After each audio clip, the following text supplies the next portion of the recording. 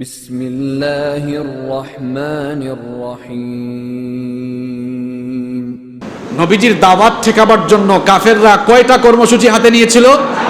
এগুলো আজকে মুখস্থ করা লাগবে। কিন্তু এক নাম্বার, নবীজির বিরুদ্ধে তারা অপবাদ রটিয়েছিল। তাইলে এক নাম্বার পয়েন্ট কি?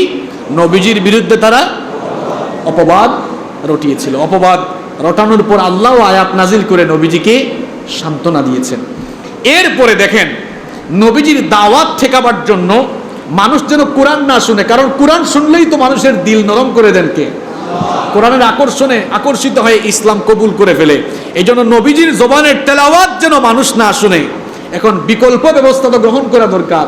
এজন্য কাফেররা মিটিং করে সিদ্ধান্ত নিল, মক্কার অলিতে গলিতে এখন থেকে নাচ গানের কনসার্ট হবে। এখন মনে হয় নাচ গানের কনসার্ট আর পৃথিবীতে নাই। কাফেরদের কিছু চেলাপেলা আছে তো এখনো ওই আদর্শ লালন করে ওই কর্মসূচি এখনো বাস্তবায়িত করছে, আছে না নাই? আমি তো আপনাদেরকে বানিয়ে বলছি না। নবীজির জবান থেকে কোরআনের তেলাওয়াত শুনে মানুষ যেন কোরআনমুখী হয়ে না যায়, এই জন্য তারা এবার কর্মসূচি হাতে নিল। মক্কার অলিতে গলিতে তারা নাচ গানের আসর জমালো। নাচ গান, বিভিন্ন কনসার্টের অনুষ্ঠান আয়োজন করলো। কুরাইশদের একজন অন্যতম নেতা, কুরাইশদের একজন অন্যতম নেতা এবং অত্যন্ত বড় মাপের ব্যবসায়ী ছিলেন নজর বিন হারেস। তিনি তৎকালীন সমৃদ্ধ শহর ইরাকের হীরা নগরীতে চলে যান। ইরাকের হীরা নগরীতে চলে যান এবং সেখান থেকে তিনি পারস্যের প্রাচীন রাজা বাদশাদের কাহিনী শিখে আসেন। এবং আপনারা জানেন, রুস্তুম নামে একজন বড় পাহলওয়ান ছিলেন। রুস্তুম ইসফেন্দিয়ারের বীরত্বের কাহিনী শিখে এসে তিনি এবার মক্কার বিভিন্ন স্থানে গল্পের আসর জমালেন। মক্কার বিভিন্ন স্থানে গল্পের আসর জমিয়ে মানুষদেরকে বললেন, তোমরা মুহাম্মদের গল্প শোনো না, আমার গল্প শোনো, আমি মুহাম্মদের চাইতে আরো ভালো গল্প বলতে জানি। কিন্তু দেখা গেল এই লোকটা, অর্থাৎ নজর বিন হারেস, তার এই কিচ্ছা কাহিনী, তার এই গল্প গুজব কেউ শোনে। এখন তারা বলল, যেহেতু গল্প গুজব আমাদের এগুলা কেউ শুনতেছে না, মুহাম্মাদের দাওয়াতকে তো ঠেকানো লাগবে। এই জন্য তারা এবার কিছু সুন্দরী নারীদেরকে ক্রয় করলো। তখন তো দাসী ক্রয় বিক্রয় হতো। কিছু সুন্দরী মেয়েদেরকে কিনে এরপরে এদেরকে দিয়ে মক্কার অলিতে গলিতে এবার নাচের অনুষ্ঠানের আয়োজন করলো। দেখেন, এখনো পৃথিবীর বহু জায়গায় কোরআনের আলোচনার জন্য, কোরআনের আলোচনাকে ঠেকাবার জন্য কত কিছু মানুষজন কত হাঁটাহাঁটি করে। আমরা তো দেশের বিভিন্ন জায়গায় যাই, হাঁটতে হাঁটতে পায়ের তোলা মানুষের তামা হয়ে যাচ্ছে একেবারে। এর কাছে যাইতে হয়, ওর কাছে যাইতে হয়, কিন্তু নাচ গানের আয়োজনের জন্য কিন্তু তার কাছে অত যাওয়া লাগে না। এই যে কোরআনের আলোচনা ঠেকাবার জন্য মানুষের কর্মসূচি, এগুলো যেই যুগে কোরআন নাজিল হয়েছে ওই যুগ থেকেই এর ধারাবাহিকতা শুরু হয়েছে। এটা নতুন কোনো বিষয় নয়।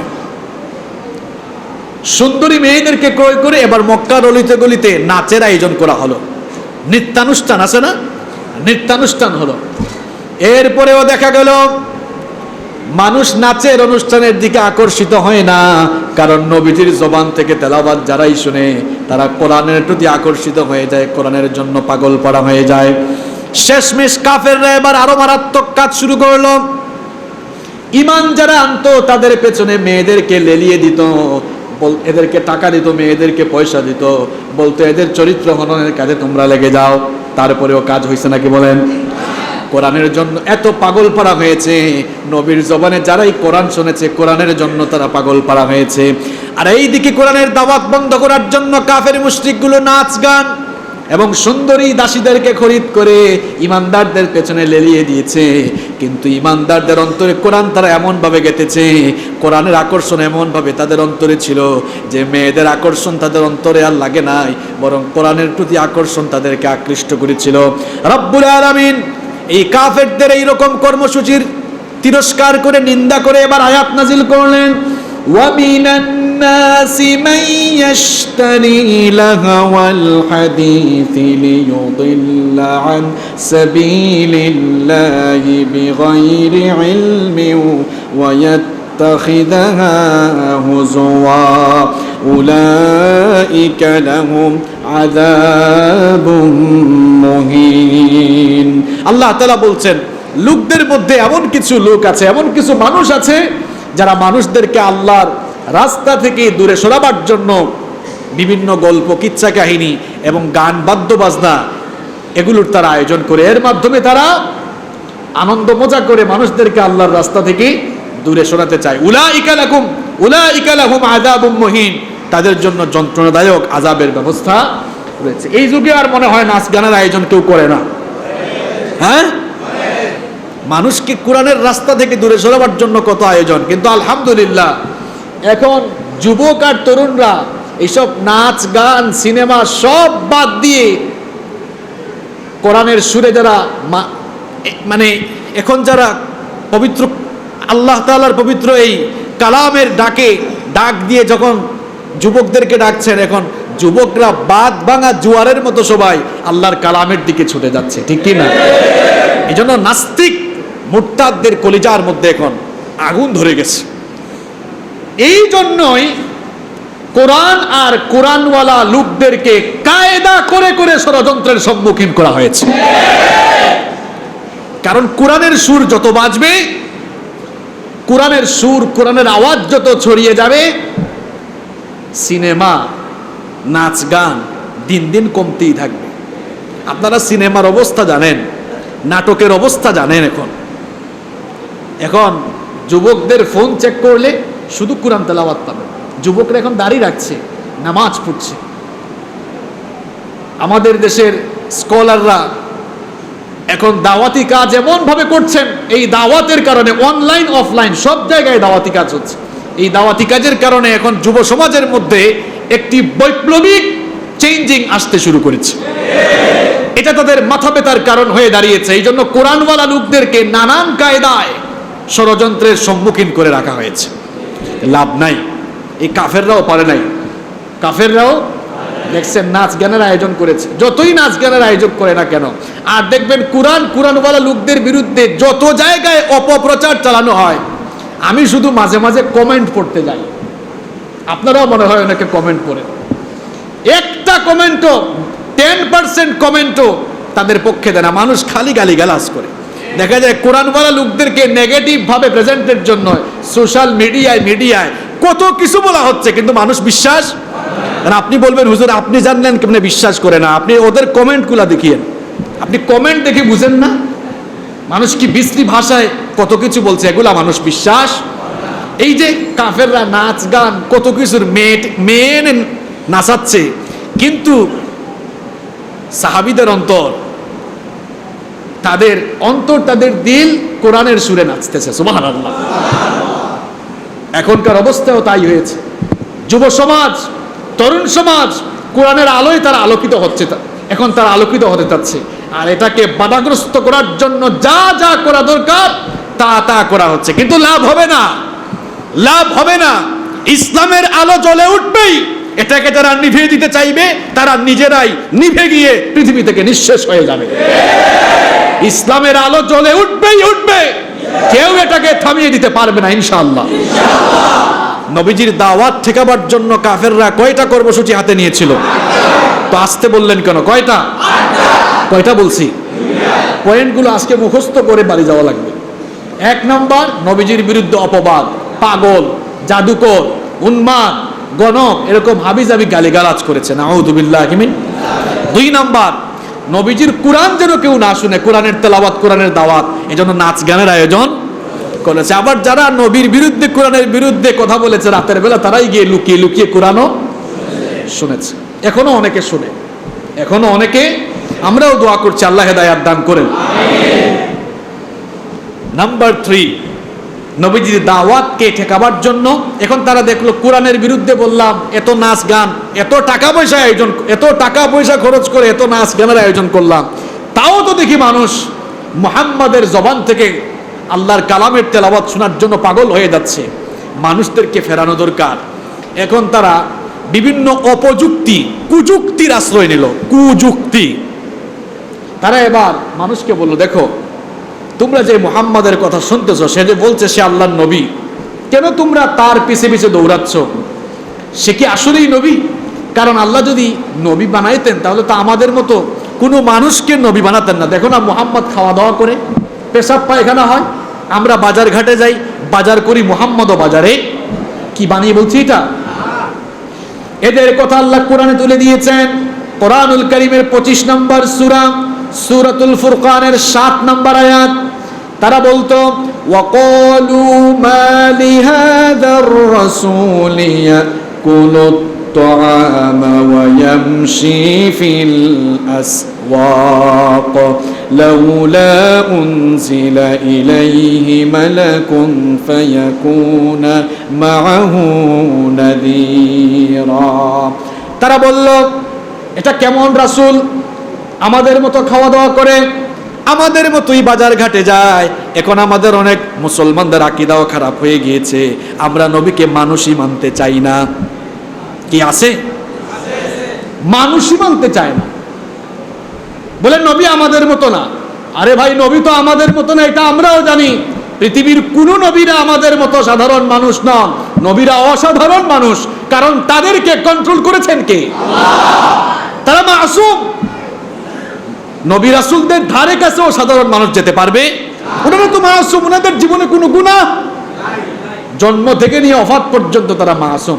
কিন্তু আপনি তো নবীকে, আপনি তো মানুষই মনে করতে চান না। অনেকে বলে না, নবীদেরকে যারা আমাদের মতো মানুষ বলবে এরা ওয়াহাবি, আর তারা আসল মুসলমান। কারণ তারা বলতেছে নবী নূরের তৈরি। নবী নূরের তৈরি বললে নবীকে কি সম্মান করা হয়? নবী নূরের তৈরি নয়, নবী নিজেই নূর, নূরের চেয়েও নবীর মর্যাদা আরো উপরে। নূরের তৈরি মানে নূর থেকে নবী পয়দা হয়েছে, তাহলে নূর বড় না নবী বড়? আহা, ওদের কথা অনুযায়ী নূর বড় নাকি নবী বড়? এই জিনিস থেকে এই জিনিস তৈরি, তাইলে তো এই জিনিসের দাম বেশি। তো নবী যদি নূরের তৈরি হয়, পাগল, তোমার মাথায় কি এটা ঢুকে না? তাহলে তো নবীর চেয়ে নূরের দাম বেশি। পৃথিবীর সমস্ত নূরের উপরে আমার নবীর মর্যাদা। আল্লাহু আকবার। কিসের নূর? নবী নূরের উপরে। সুবহানাল্লাহ। এত পাগলামি, এত বেকুবি। নবীজিকে মানুষই তারা মনে করতে চায় না। ফেরেশতার মর্যাদা বেশি না মানুষের মর্যাদা বেশি? মানুষের মর্যাদা বেশি বলে ফেরেশতা মানুষকে সাজদা দিয়েছে। তবে হ্যাঁ, ভুল বুঝলে চলবে না, নবীরা আবার আমাদের মতো মানুষ না। ইন্নামা আনা বাশারুম মিসলুকুম, এটা বলার পরে বলা হয়েছে পার্থক্য আছে। পার্থক্য মিয়া, তোমার আমার মতো সাতামার জামারকা মানুষের কাছে আল্লাহর কাছ থেকে ওহী আসে না, বরং নবীদের কাছে ওহী আসে কার পক্ষ থেকে? এজন্য নবীরা হচ্ছেন আল্লাহর সবচেয়ে নৈকট্যশীল এবং আল্লাহর পরেই তাদের মর্যাদা। এত সহজ একটা কথা এত বেজাল লাগায় রাখছে। এই যে এখন মাহফিল শুরু হয়েছে, তাদের বিষয়ই 3টা বা 4টা। এই 3-4টা এমন বিষয় যেগুলা মানুষের কিলাকিলি আর ফেতনা বাড়ে। ওইদিকে নামাজ নাই, মা বাপের খেদমত নাই, এইসব ওয়াজের বিষয় না, শুধু মানুষকে কেমনে ফেতনা লাগায় রাখানো যায় এই ধান্দায় এরা আছে। কথা কি ভুল বলেছে নাকি? নবী নূরও না, নবী নূরের উপরে। আল্লাহ তাআলা কোরআনুল কারীমে নবীজিকে উজ্জ্বল একটি বাতির সঙ্গে তুলনা করেছেন, সূর্যের সঙ্গে নয়, চাঁদের সঙ্গে নয়। নবীজিকে বলেছেন সিরাজাম মুনিরা। আরবি ভাষা ভালো করে বুঝেন। আল্লাহ নবীজিকে প্রদীপ্ত একটি চেরাগের সঙ্গে তুলনা করেছেন। এর কারণ কি? এর কারণ হলো, বলেন তো, সূর্য, এই যে সূর্য আছে, এই সূর্য আলো দিচ্ছে, চন্দ্র আলো দিচ্ছে, কিন্তু আপনি একটা চেরাগ এখানে জ্বালান, একটা বাতি জ্বালান, এই বাতি জ্বালানোর পরে আমরা সবাই যদি এখান থেকে আগুন নিতে থাকি, তাহলে কি এই চেরাগের আলো কমে যাবে? তো নবীজি এমন নূর, তিনি এমন আলো হয়ে এসেছেন, কিয়ামত পর্যন্ত তার চারিত্রিক সুভাষ থেকে, তার চরিত্র থেকে আলো ছড়াতে থাকবে। এই আলো কখনো কমবে না। সুবহানাল্লাহ। আপনার তো বুঝার ঘাটতি আছে, এখনো বুঝেন নাই ভালো করে। আল্লাহ বুঝার তৌফিক দান করেন। নবীজিকে মানুষ মনে না করে কাফেরদের স্বভাবের সাথে মিলে যাচ্ছে। ওই যে ওরা বলতো মা লিহাদার রাসূল, এটা কেমন রাসূল, আমাদের মতো খায়, আমাদের মতো বাজার ঘাটেও যায়। তারা বলতো লাউলা উনজিলা ইলাইহি মালাকুন ফায়াকুনা মাআহু নাযীরা। সে যদি আসলে, কাফেররা বলতো, সে যদি আসলেই নবী হতো, রাসূল হতো, তাহলে তো আল্লাহ সার্বক্ষণিক তার সাথে একজন ফেরেশতা নিয়োগ করে রাখতেন। এখন কাফেররা এই যুক্তি দেওয়ার পরে আল্লাহ মনে হয় জবাব দেন নাই। কথা কন না কেন, জবাব দিয়েছেন? দিয়েছেন তো। আপনারা বলতেছেন কি জবাব, এটা আবার জিজ্ঞেস করলে সবাই পারবেন না, এখন সেটাও জানতে হবে। কোরআনুল কারীমের 17 নম্বর সূরা সূরাতুল ইসরা এর 95 নম্বর আয়াতের মাধ্যমে আল্লাহ জবাব দিলেন, নবী এদেরকে বলেন যারা আপনাকে মানুষ মনে করতে চায় না, যারা মনে করে যে নবী যারা হবেন তারা মানুষ হবেন, কোন ফেরেশতা হবে, এজন্য আপনি তাদেরকে বলে দেন, কুল লাউ কানা ফিল আরদি মালাইকাতুন ইয়ামশুনা মুতমাইন্নিনা লানাজ্জালনা আলাইহিম মিনাস সামাই মালাকার রাসূলা। আল্লাহ তাআলা বললেন, নবী আপনি এদেরকে বলে দেন, এই দুনিয়ায় মানুষ বসবাস না করে যদি ফেরেশতা বসবাস করত, তাহলে ফেরেশতাদের জন্য মানুষকে নবী না বানিয়ে আমি আসমান থেকে ফেরেশতাকেই নবী বানিয়ে পাঠাতাম। যেহেতু দুনিয়ায় ফেরেশতা বসবাস করে না, দুনিয়ায় যেহেতু মানুষ বাস করে, মানুষের সমস্যা বুঝবে মানুষ, মানুষের সমস্যা বুঝবে মানুষ। ফেরেশতা সে তো নারীও না, পুরুষও না, হাজব্যান্ড ওয়াইফের ঝামেলা ফেরেশতা নবী হলে কি সমাধান করতে পারতো নাকি? কারণ তার তো নিজেরই বউ নাই, ফেরেশতার তো ধন সম্পদ নাই, জায়গা জমি নাই, আমাদের না ধন সম্পদ আছে, গাড়ি বাড়ি আছে, এখন এগুলোর ঝামেলা লাগলে ফেরেশতা কেমনে সমাধান দিবে?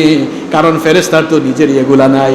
এই জন্য আল্লাহ তাআলা বলেছেন, দুনিয়ায় যেহেতু ফেরেশতা বসবাস করে না, মানুষ বসবাস করে, ওয়ালাউ জাআলনাহু মালাকান লাজাআলনাহু রাজুলাও ওয়ালালাবাসনা আলাইহিম মা ইয়ালবিসুন। তাদের যুক্তি অনুযায়ী যদি ফেরেশতাকে আমি দুনিয়ায় নবী বানাতাম, তাহলে ফেরেশতাকে আমি আগে মানুষ বানাতাম, এরপরে তাদের মতো কাপড় চোপড় পরিধান করায়া মানুষ বানায়াই নবী পাঠাতাম। কারণ পৃথিবীতে বাস করে মানুষ, এই জন্য মানুষের জন্য নবীও বানাইছি। কনসেপ্ট আপনাকে ক্লিয়ার হতে হবে। তো কাফেররা 8টা কর্মসূচি হাতে নিল, যে কর্মসূচি হাতে নেয় ওই কর্মসূচিতে ধরা খায়, তাই না? প্রথম কর্মসূচি গালিগালাজ করলো। আল্লাহ তাআলা বললেন, নবী গো আপনি শান্ত হন, সফলতা আপনার কাছেই আসবে। কারণ গালিগালাজ যারা করে, গালিবাজরা সফল হতে পারে না। 2 নম্বর, এরপরে তারা কি করলো? এরপরে তারা গান বাজনার আসর বসালো যেন নবীজির কোরআনের দাওয়াতটিও না শুনে, এখানেও তারা ব্যর্থ। 3 নম্বর কি করলো? কুযুক্তি পেশ করলো মানুষের কাছে। তারা বলল, এটা যদি রাসূলই হইতো, তোমরা যে মুহাম্মদকে রাসূল মনে করছো, তাহলে সে আমাদের মতো বাজার ঘাটে যায় কেন, খাওয়া দাওয়া করে কেন? আল্লাহ যখন এবার আয়াত নাজিল করে জবাব দিলেন, এখন এই জায়গাতেও ধরা খাইল। তখন তারা বলল, আচ্ছা মানলাম মানুষের জন্য নবী মানুষই আল্লাহ পাঠাবেন, মানলাম। এরাও কিন্তু কম বনি ইসরাইল না, এরাও বনি ইসরাইলের চেয়ে অতটা কম না। দেখেন তাদের যুক্তিগুলা দেখেন। তারা বলল, আচ্ছা মানলাম মানুষের জন্য আল্লাহ নবীও বানাইছে মানুষ, কিন্তু আল্লাহ কি মুহাম্মদকে ছাড়া আর কোনো মানুষ পায় নাই? মক্কা আর তায়েফে এত বড় বড় ব্যবসায়ী, এত সম্পদশালী মানুষ থাকা সত্ত্বেও মুহাম্মাদের মতো এতিম আর গরিব মানুষকে আল্লাহ কেন নবী বানালেন? নাউযু বিল্লাহি মিন যালিক। তাদের এই কথাগুলো আল্লাহ কোরআনে তুলে দিয়েছেন। কোরআনুল কারীমের 43 নম্বর সূরা, সূরা যুখরুফের 31 নম্বর আয়াত, রব্বুল আলামিন বলছেন, তারা বলেছিল, ওয়াকালু লাউলা নুজ্জিলা হাযাল কুরআনু আলা রাজুলিম মিনাল ক্বরয়াতাইনি আযীম। তারা বলেছিল যে আল্লাহ যদি কোরআন নাজিল করে কাউকে নবী বানাতেন, তো মুহাম্মদ ছাড়া কি আর কাউকে পান নাই?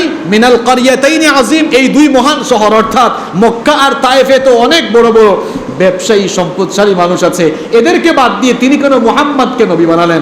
আল্লাহ এবার পরের আয়াতেই জবাব দিয়ে আয়াত নাজিল করলেন, বললেন, আহুম ইয়াকসিমুনা রাহমাত রাব্বিক, তারা কি আমার রহমত বন্টন করার দায়িত্ব নিয়েছে নাকি? অর্থাৎ নবুয়তকে আল্লাহ রহমত বলেছেন। আল্লাহ বলেছেন যে এই নবুয়ত নামক রহমত আমি কাকে দিব না দিব, তারা কি আমার সেক্রেটারিয়েট নাকি, যে তাদের সঙ্গে আমি পরামর্শ করে সিদ্ধান্ত নিব? নবুয়তের ইখতিয়ার আমার কাছে, আমার যাকে মন চায় আমি তাকেই এই নিয়ামত দিব। সুবহানাল্লাহ। যত কুযুক্তি দেখালো সব জায়গায় ধরা খেয়েছে না খায় নাই? ধরা খাচ্ছে। এখন তারা 4 নম্বর কর্মসূচি হাতে নিল। দেখেন একটার পর একটা, থেমে নাই। এখনো কিন্তু অনেকে দেখবেন ইসলামের বিরুদ্ধে একটা কাজ শেষ হয় আরেকটা ধরে। এগুলো নতুন না, ওই দেখেন এগুলো কাফেরদের কাজ।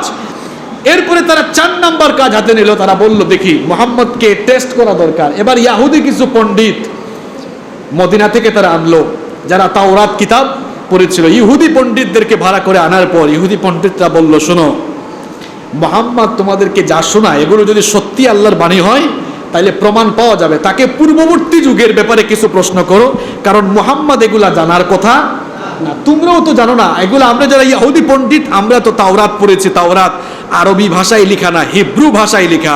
সুতরাং তাওরাতে পুরনো কিছু ঘটনা আছে, এগুলো তাকে জিজ্ঞেস করলে সে যদি নবী হয় বলতে পারবে, নইলে সে বলতে পারবে না, কারণ নবীরা তো নিজে থেকে কথা বলেন না, বলান কে? ইহুদি পণ্ডিত তাদেরকে বলো, যাও মুহাম্মদকে গিয়ে জিজ্ঞেস করো আসহাবে কাহাফের সেই ঘটনা, সেই যুবকদের ঘটনা যারা তাদের শহর ছেড়ে চলে গিয়েছিল এবং 309 বছর পর্যন্ত ঘুমিয়ে আবার জেগে উঠেছিল, সেই ঘটনা সে জানে কিনা জিজ্ঞেস করো। বললো তাকে গিয়ে জুলকারনাইনের ঘটনা জিজ্ঞেস করো, বলতে পারি কিনা, এগুলো তো অনেক আগের ঘটনা। কিন্তু নবীজির কাছে প্রশ্ন করার পর আল্লাহ আয়াত নাজিল করে নবীজিকে জানিয়ে দিয়েছেন। সুবহানাল্লাহ। এই কর্মসূচিও বরবাদ। এখন মক্কার কাফেররা ইহুদিদের কাছে এসে বলল, ধরু মিয়া এমন জিনিস শিখাই দিলা, সবার সামনে নাস্তানাবুদ, ধরা খেয়ে গেছে, মুহাম্মদ তো সব জবাব দিয়ে দিয়েছে। ইহুদিরা বলল ঠিক আছে, সে মনে হয় অনেক বড় মাপের জাদুকর হইতে পারে, তোমরা আবার যাও, এত কিছু জানে কেমনে, তাকে গিয়ে জিজ্ঞেস করো শামে বসবাসকারী কোন নবীর ছেলেকে মিশর থেকে তার ভাইরা বের করে দিয়েছিল এবং তার ওই ছেলের জন্য কাঁদতে কাঁদতে কোন নবীর চোখ অন্ধ হয়ে গিয়েছিল। কুরআন নাজিল হওয়ার আগে এই ঘটনা কেউ জানতো? এরা এই প্রশ্ন করলো, আল্লাহ তাআলা নবীকে বললেন, নবী গো চিন্তা করো না, পুরা ঘটনা আমি একটা সূরা আকারে নাজিল করে দিচ্ছি। সূরা ইউসুফ নাজিল হলো। আবার ধরা খেয়েছে না খায় নাই? ইহুদি পণ্ডিতদের কাছে মক্কার কাফেররা এসে বলল, ধর্মিয়া বারবার এক একটা শিখাও, আর গিয়েই খালি ধরা খায়। ইহুদিরা বলল ঠিক আছে, আরেকটা কাজ হাতে নাও। এবার 6 নাম্বার কর্মসূচি হাতে নিল। ইহুদিরা বলল, শোনো, জমিনের জাদু আকাশে চলে না, জমিনের জাদু আকাশে চলে না। তাকে গিয়ে বলল, সে যদি সত্যি নবী হয়ে থাকে তাহলে আকাশের চাঁদ যেন সে 2 ভাগ করে। সোজা কথা এটা। এবার কাফের নেতারা গিয়ে বলল, মুহাম্মদ তুমি যে নবী, এটা আমরা কেমনে বিশ্বাস করব? আকাশের চাঁদ যদি 2 ভাগ করতে পারো তাহলেই আমরা বুঝবো তুমি নবী। নবীজি এবার চুপ হয়ে গেলেন। আল্লাহ তাআলা বললেন, নবী গো চুপচাপ হওয়ার কোনো কারণ নাই, ঘটনা ঘটাবো আমি, ইশারা মারবেন আপনি, আপনি শুধু আপনার এই শাহাদাত আঙ্গুলে দিয়ে ইশারা করেন, দেখবেন আমার হুকুমে আকাশের চাঁদ 2 ভাগ হবে। চাঁদ 2 ভাগ হলো এবং এটা সায়েন্টিফিক ভাবে এখন প্রমাণিত। নীল আর্মস্ট্রং, মাইকেল কলিন্স আর এডউইন অলড্রিন এরা যখন চাঁদে ভ্রমণে গিয়েছিল তারাই পৃথিবীতে এসে জানিয়েছে আসলেই চাঁদে ফাটল। এটা সায়েন্টিফিক ভাবে এখন প্রমাণিত। কিন্তু এই কাফেরগুলা করলো কি দেখেন, নিজের চোখে দেখলো চাঁদ 2 ভাগ হয়েছে, পূর্ব দিগন্তে 1 ভাগ, পশ্চিম দিগন্তে। নিজের চোখে দেখার পরে তারা বলল, বুঝছি মুহাম্মদ তো দেখি আরো উচ্চ মাপের জাদু করে, এখন আকাশেও তার জাদু চলে। সূরা কমারে আল্লাহ তাদের কথা উঠিয়ে দিয়েছেন, ইকতারাবাতিস সাআতু ওয়ানশাক্কাল কমারু ওয়া ইয়ারাউ আয়াতান ইউরিদু ওয়া ইয়াকুলু সিহরুম মুস্তামির। আল্লাহ তাআলা বলছেন কিয়ামতের সময় নিকটবর্তী হয়েছে, আকাশের চাঁদ 2 ভাগ। নিজের চোখে দেখার পর আল্লাহ বলছেন, এরা মুখ ফিরিয়ে নিল আর বলল, ওয়ায়াকুলু সিহরুম মুস্তামির, বুঝছি এটা মুহাম্মদের যে জাদু আমরা এতদিন ধরে দেখতেছি, এইটাও আরেকটা চলমান জাদু সমূহের মধ্যে একটি জাদু। নাউযু বিল্লাহি মিন। এদের অন্তর তো একেবারে নাপাক, বেদিগ্রস্ত হয়ে গিয়েছে, এজন্য এরা এমন কথা বলেছে। তাহলে তারা 8টি কর্মসূচি হাতে নিয়েছিল নবীজির দাওয়াত ঠেকাবার জন্য। 6 নাম্বারটা বললাম, নবীজিকে গিয়ে বলল ঠিক আছে আকাশের চাঁদ 2 ভাগ করো। এখন এই 6টা কাজ করে দেখা গেল সব জায়গায় এরা ধরা খাচ্ছে। এখন সবাই মিটিংয়ে বসলো, মিটিংয়ে বসে বলল, দেখো মুহাম্মদের সাথে ঝামেলা করে মনে হয় আমরা বেশি দিন আগাইতে পারবো না, চলো আমরা সমঝোতায় চলে যাই।